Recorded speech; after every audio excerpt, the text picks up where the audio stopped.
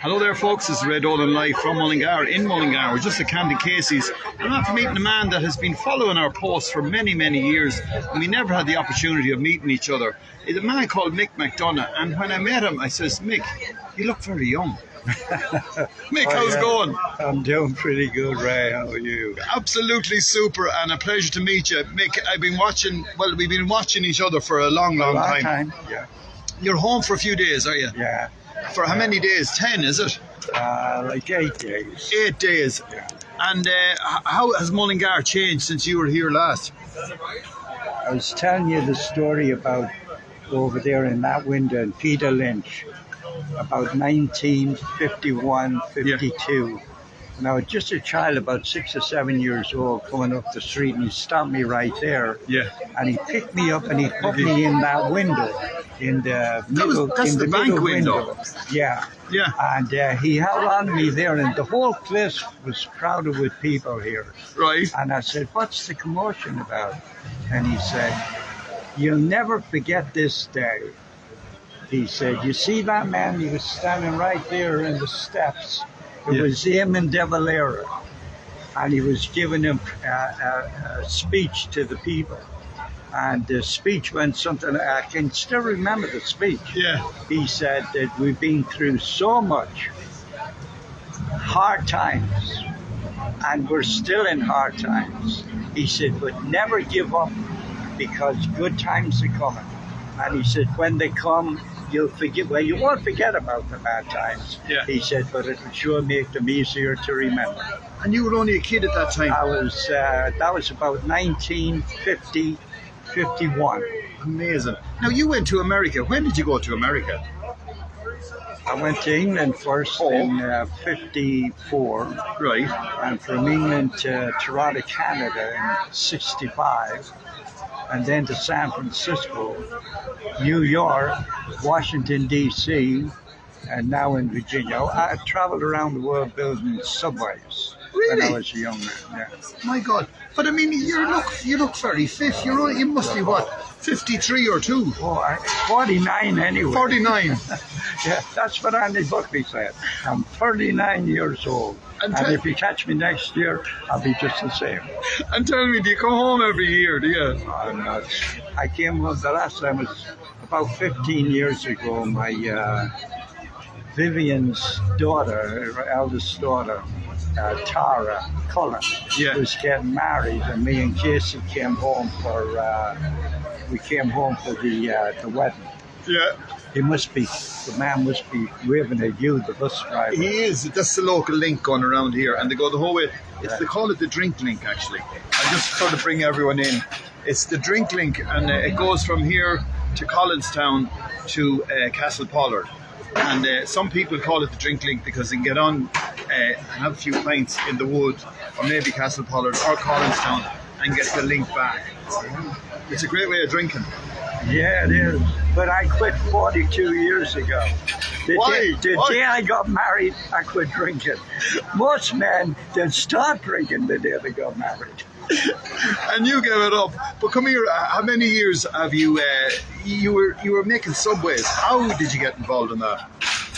I went into that. Started off being an assistant professional golfer in 1959. Assistant professional golfer? Yeah, in a place called Durham in the northeast of England. Yeah. And went on later in 1959 to play in the northeast of England Boys Championships against Tony Jacklin, the great Tony Jacklin. Wow! And anyway, I gave up on the golf and went to work in the coal mines. I fell apart playing the game. Nerves just went rattled my nerves. Yeah. And I went to work in the coal mines at 15. Whereabouts? Which coal mines? A place called Pithouse Colliery in Langley Moor in Durham, County Durham in England, in 1959.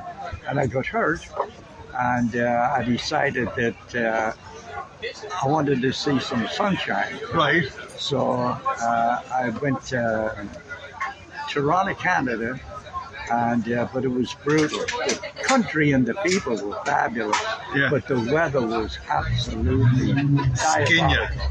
Yeah, so I couldn't stand the cold, and I had a chance to go to San Francisco and build Bart in San Francisco. So we had a run out there. When that was finished, I came back to New York in '71 and went down to Washington, D.C. Yeah. In '75, and I got hurt again, and I figured that the writing was on the wall for me and mine, Right. and I opened up my own construction company. Fair play. And but that meant you were underground, but you were looking for sun. Huh? Yeah, I was looking for sun. I didn't find it today, by the way. It's difficult working all day, but it's better. I tell you what, it's better than where I just came from. I came from Manassas, Virginia, a little place where the Civil War was built. Right. The Battle of Bull Run, right? Yeah. And it's been 90 to 100 degrees every day for the last 30 or 40 days. So a little bit of rain and clouds. Mate, how's it going? It's going well. Mate's going to be playing in the bar later on. It's going well with me. Brilliant. So you're retired now. For how many years have you been retired? 10. And tell me, how do you fill the days after all them years of been working so hard? I love it. I play golf along with these old farts. I was playing in Front Royal. It's in the mountains right by the Shenandoah Valley in Virginia. Wow. And every Monday we start at 8 o'clock in the morning. It's a 75-mile drive to the golf course. You know, really. See you in a half an hour. Yeah, an hour and a half to the golf course. Right, So right. at 8 o'clock, though, it's nice, maybe about 65 or something like that. Yeah. So we end up finishing up about 12 o'clock. So at 12 o'clock, it's starting to get hot, and like be in the 80s, in the mid 80s. So I just go to the casino from there down in West Virginia and shoot craps, play cards, and bet on the ponies all day, and then go home.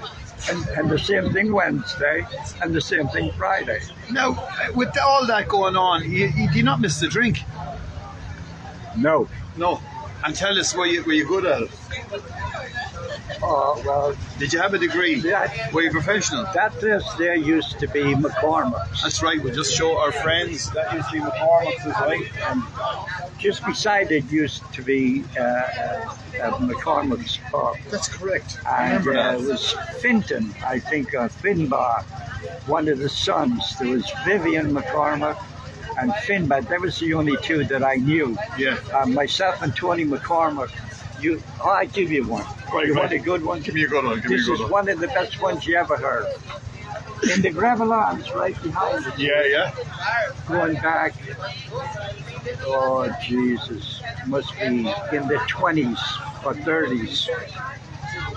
My Uncle Malachi used to play pool. There used to be a pool room in there. Oh, that's right. In the old. And my Uncle Malachi McCormick, used to sell newspapers right on that corner there with his cousin, Tom McCormick and Sam McCormick from Barrack Street, lived next door. And they were little kids, about 7 or 8 years old. So they go into the Gravel Arms right behind us here. Yeah. And they're selling newspapers, and there's this elegant-looking man, and he's sitting down reading the paper. And the two fellas went over and said, "Would you like to buy a paper, sir?" And he said, "Well, I don't know." He said, "I already got a paper."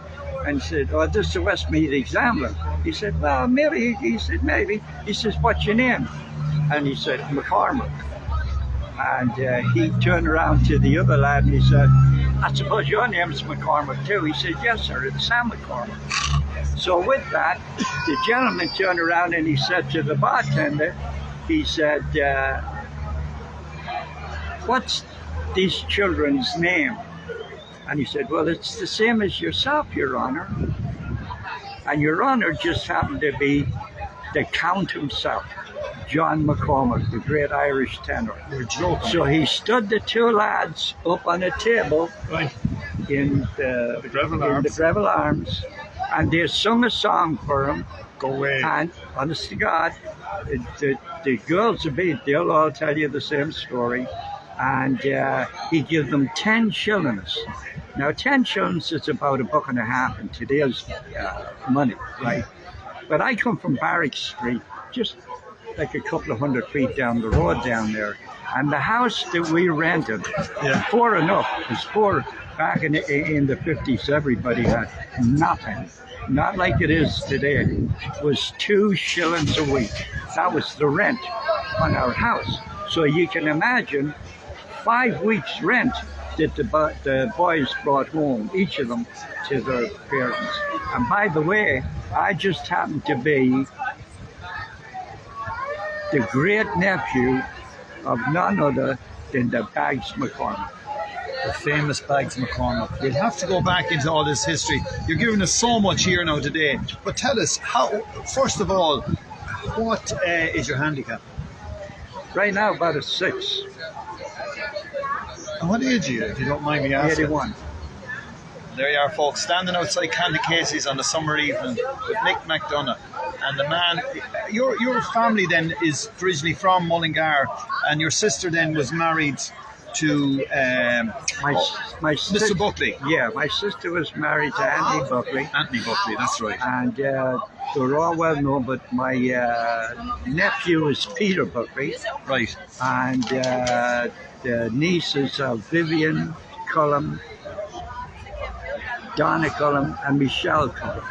Right. Well, we have your full history there now. Now, we've loads of people looking in here. We've Paddy Rogers, who's actually just after walking up the street a few minutes ago. Jim Ginnell is looking in from Richmond.